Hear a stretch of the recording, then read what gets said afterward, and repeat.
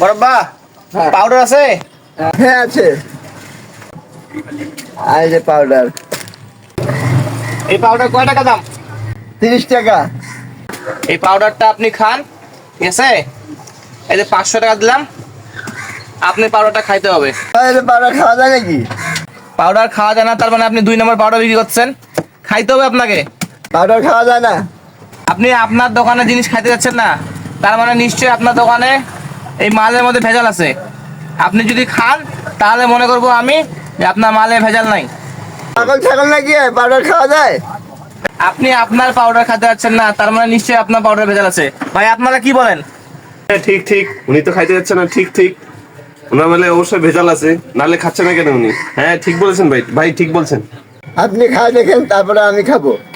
আপনি খাইতে যাচ্ছেন না, আমি টাকা নিয়ে ঘুরে দিলাম, নিশ্চয়ই ভেজাল আছে মালে। না, আপনি খাইতে দিলেন না, তার মানে বুঝতে পারছি আপনার মালে কোনো ভেজাল আছে নিশ্চয়ই।